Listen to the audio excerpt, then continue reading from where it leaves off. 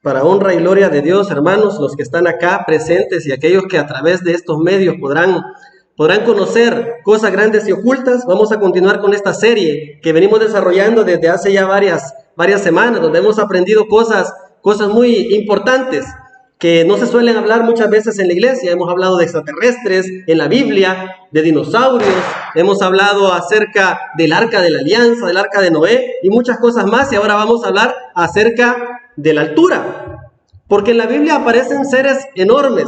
Se recuerdan que en alguna ocasión se describe que un niño pequeñito, un joven muy pequeño llamado David, vencía a un gigante llamado Goliat. De eso vamos a hablar en esta noche, pero vamos a pedir el permiso de Dios a través de una oración, y les pido que los que estamos acá podamos inclinar el rostro y vamos a orar. Padre nuestro que está en las alturas de los cielos, gracias por la riqueza de su palabra, gracias por el espíritu de profecía que nos ayuda a entender mucho mejor su santa palabra. Permítanos hablar palabras de vida eterna, hablar de las cosas celestiales, Señor, y poder esperar con gozo el poder ser transformados a su imagen y semejanza. Gracias por esta meditación en el nombre de Cristo Jesús. Amén. Bien, la lectura que teníamos al principio nos decía que Dios nos está preparando para poder ser como Él, para poder ser en carácter como Jesús. Ahora, vamos a hablar. Cuando el hombre fue creado, según la Biblia, en el capítulo 5 de Génesis, dice que Adán fue creado a imagen y semejanza de Dios. Y leo según lo que dice Génesis 5, del 1 al 4. Este es el libro de las generaciones de Adán. El día en que creó Dios al hombre, a semejanza de Dios lo hizo. Varón y hembra los creó y los bendijo. Y llamó el nombre de ellos Adán, el día que fueron creados. Y vivió Adán 130 años y engendró un hijo a su imagen, conforme a su semejanza. Y llamó su nombre Set. Y fueron los días de Adán, después de que engendró a Set, 800 años. Y engendró hijos e hijas. Vivió en total, ¿cuánto? 930 años. Pero lo interesante de este texto es que el hombre primitivo, Adán y Eva, fueron creados a imagen y semejanza de Dios.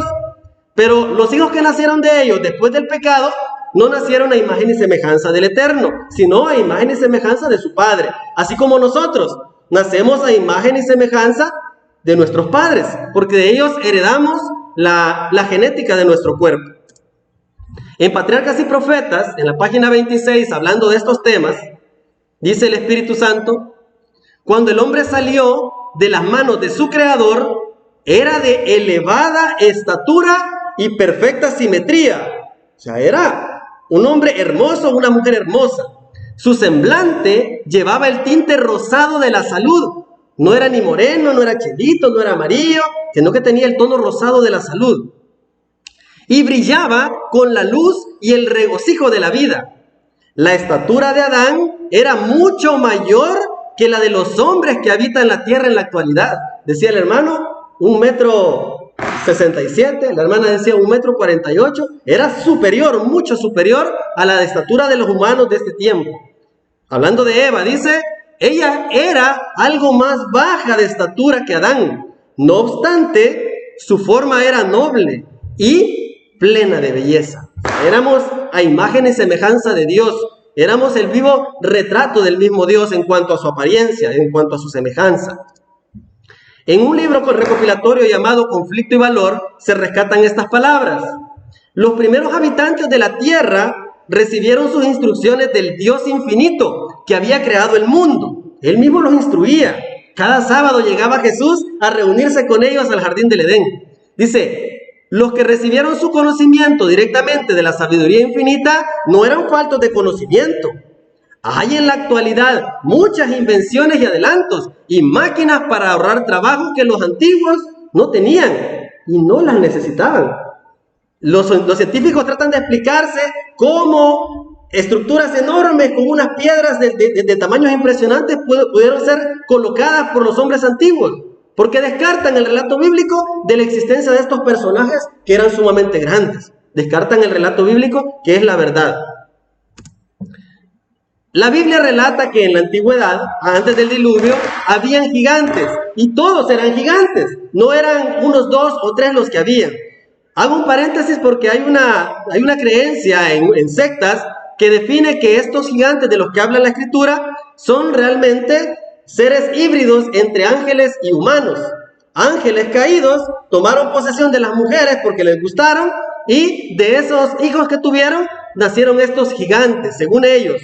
Pero según el relato bíblico, si usted lee su contexto, está hablando de dos linajes: del linaje de los hijos de Dios, que son los descendientes de Set, y el linaje de los hijos de la mujer, que son los descendientes de Caín, que juntos, al relacionarse, de ellos salieron estos hombres famosos, estos hombres imponentes. Dice en Génesis 6:4, había gigantes en la tierra en aquellos días, y también después que se llegaron los hijos de Dios, los descendientes del linaje de Set, a las hijas de los hombres, las descendientes de Caín, y les engendraron hijos. Estos fueron los valientes que desde la antigüedad fueron varones de renombre. Hablando de ellos, en el mismo libro, Conflicto y Valor, dice, antes del diluvio, los hombres vivían centenares de años. ¿El mayor cuánto vivió, según el registro bíblico? 969 años. Curiosamente, 31 años faltaban para llegar a los 1000.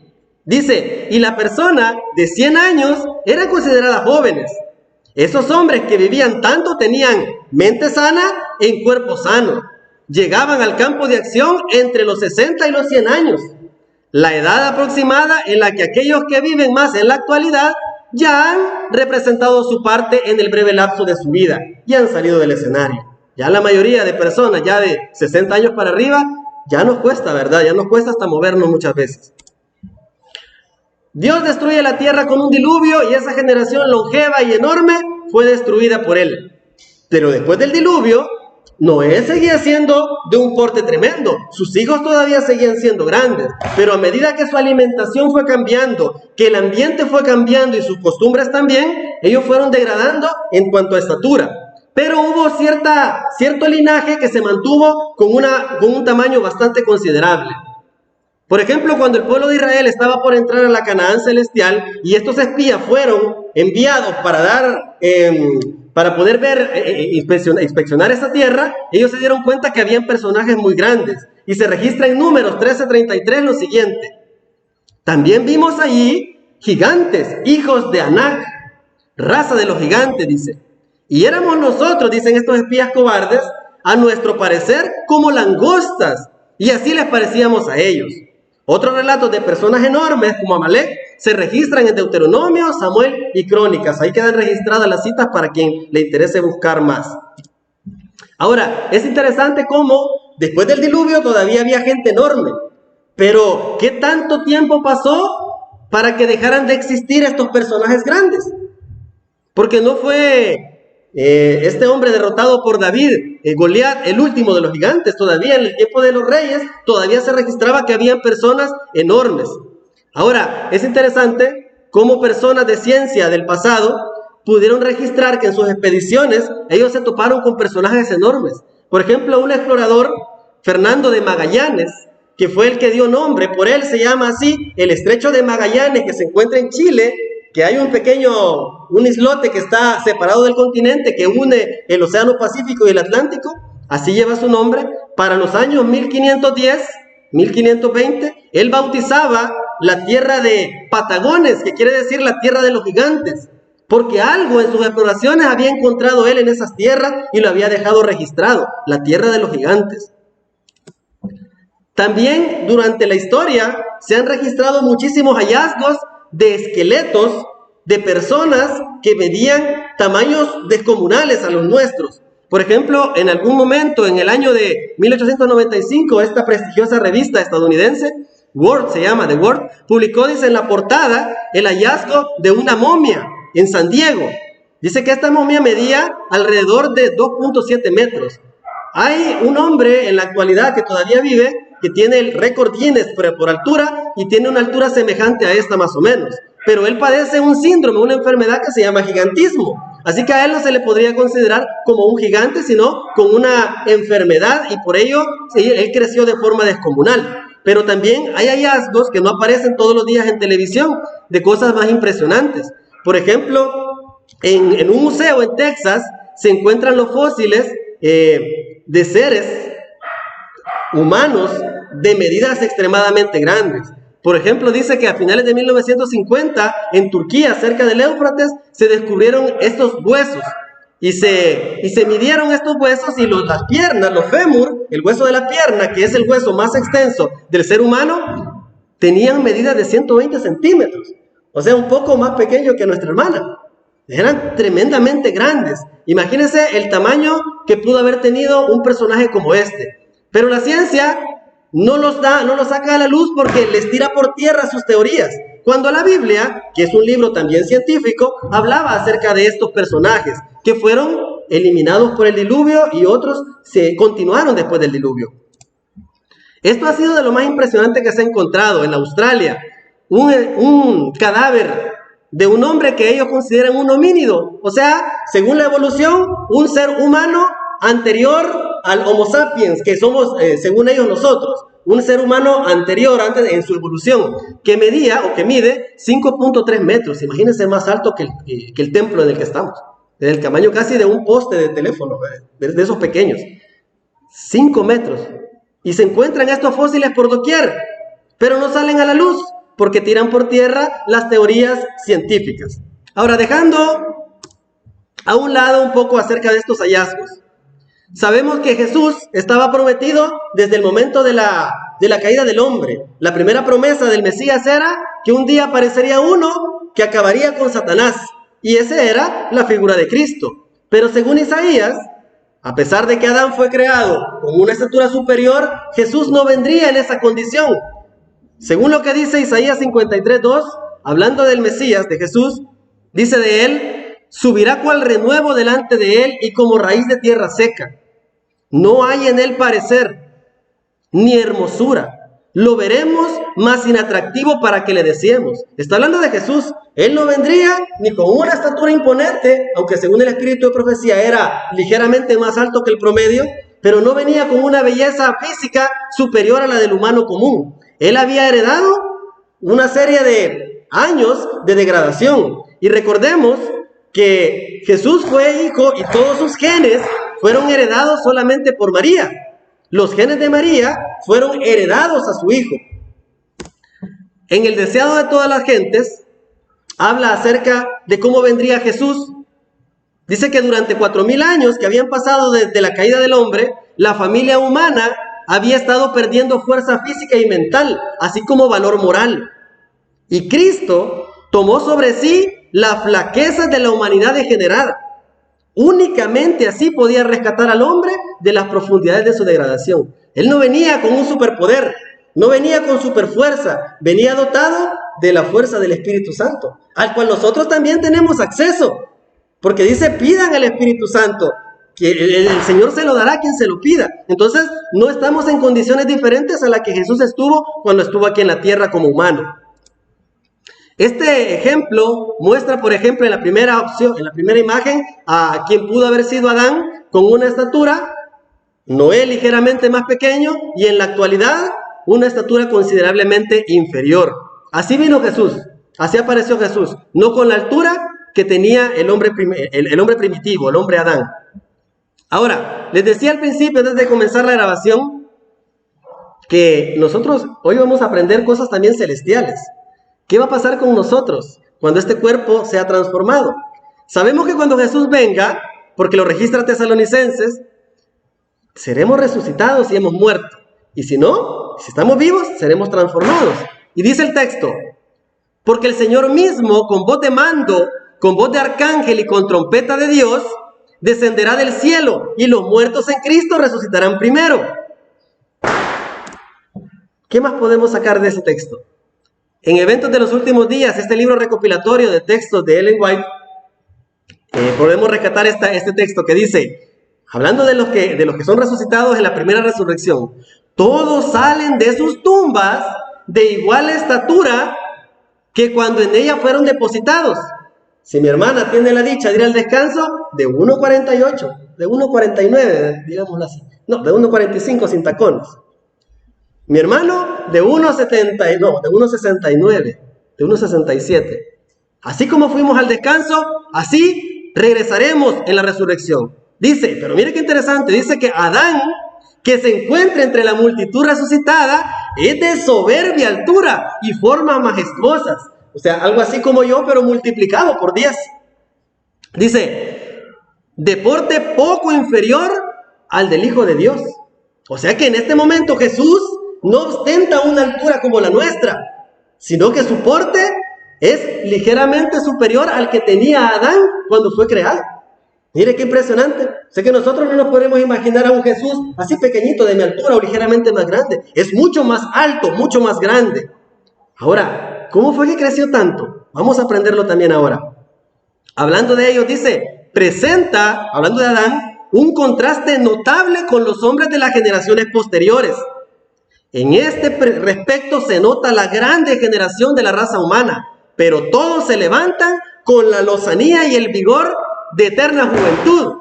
O sea que aunque seamos pequeñitos, hermanos, vamos a levantarnos hermosos, llenos de vida, muy parecidos a Adán, pero de una estatura igual a la que fuimos cuando morimos, o si somos transformados, de esa misma altura estaremos hasta ese momento. Decía el texto que leíamos al principio, que el deseo de Dios es que todos lleguemos a la unidad de la fe y del conocimiento del Hijo de Dios, a un varón perfecto, a la medida de la estatura de la plenitud de Cristo. El deseo de Dios no es que nosotros nos quedemos así de pequeñitos, sino que podamos llegar a ese nivel, a parecernos no solamente en carácter al Señor, sino también en cuanto a su aspecto físico. Este texto, hermanos, una de las promesas a las 7 iglesias, que nos corresponde a nosotros también hacer la nuestra, en el libro de Apocalipsis, dice que nosotros, una vez estemos en el cielo, podremos tener derecho nuevamente a comer del árbol de la vida. Dice Apocalipsis 2:7, el que tiene oído, oiga lo que el Espíritu dice a las iglesias. Al vencedor le daré a comer del árbol de la vida que está en el paraíso de Dios. ¿Qué va a pasar si nosotros comemos del árbol de la vida? ¿Para qué servía el árbol de la vida antes de que el Edén fuera retirado de la tierra? ¿Para qué servía? Para mantener la longevidad del hombre. Antes de que el hombre pecara, él podía comer de ese fruto y mantenerse siempre vigoroso, siempre con energía y siempre joven. Cuando el hombre es sacado del jardín, él empieza a morir, él empieza a envejecerse, él empieza a volverse viejo porque ha dejado de comer del árbol de la vida. Por eso Dios dice, no sea que el hombre pecador extienda su mano al árbol y viva para siempre. O sea que el árbol tenía la virtud de mantener al hombre con vida. Este libro recopilatorio llamado La maravillosa gracia de Dios nos da una excelente noticia. Por eso es que hay que desear las cosas de arriba, hermanos. Reintegrados en su derecho al árbol de la vida, en el desde tanto tiempo perdido Edén, los redimidos, usted y yo, primero Dios, crecerán hasta alcanzar la estatura perfecta de la raza humana en su gloria primitiva. Es decir, que mi hermana, mi hermano y yo vamos a empezar a crecer a medida que vamos comiendo de ese árbol. La constancia en el comer de ese árbol, de mes en mes, iremos a comer de ese árbol, nos irá haciendo recuperar la estatura primigenia.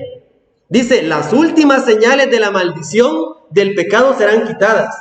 Porque recuerde que resucitamos pequeñitos. Y no era ese el plan de Dios, que fuéramos así de pequeñitos como somos ahora. Por eso dice, las últimas señales de la maldición, esa estatura pequeña que tienes ahora y que tendrás en la resurrección o la transformación de los vivos, será quitada. Y los fieles discípulos de Cristo aparecerán, como dice Salmo 90, en la hermosura de Jehová nuestro Dios, muy parecidos al Maestro. Para mí es impresionante cómo tenemos pinceladas de lo que llegaremos a ser, hermanos. Por eso dice el texto, desead las cosas de arriba, no las cosas de la tierra. Que desear que tener cabello, o que tenerlo colocho, o ser más alto, no. En el cielo gozaremos de toda esta hermosura que hoy aquí en la tierra nos esforzamos por conseguir, y la verdad no la conseguimos nunca. Por eso ahora vamos a cantar. Vamos a cantar este canto que dice, yo espero la mañana del gran día sin igual. Porque yo espero, hermano, que nuestro deseo sea ese. El desear el regreso de Jesús, porque todas estas promesas van a ser totalmente efectivas el día que Él regrese.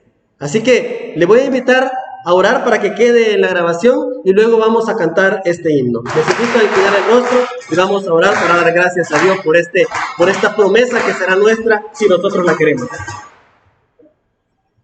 Padre nuestro que se encuentra en las alturas de los cielos, gracias por todo este conocimiento que nos permite adquirir aquí en la tierra. Esto, Señor, nos hace desear cada día más su regreso. Nos hace desear poder verle cara a cara y poder un día ser de su altura, Señor.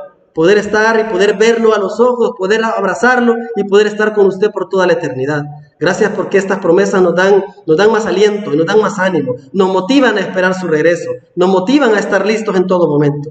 Por favor, que aquellos que vayan a ver este material a través de las redes sociales o a través de cualquier medio, Señor, donde se los compartan, puedan también regocijarse como nosotros. Gracias por su palabra, gracias por el espíritu de profecía. En el nombre de Cristo Jesús. Amén.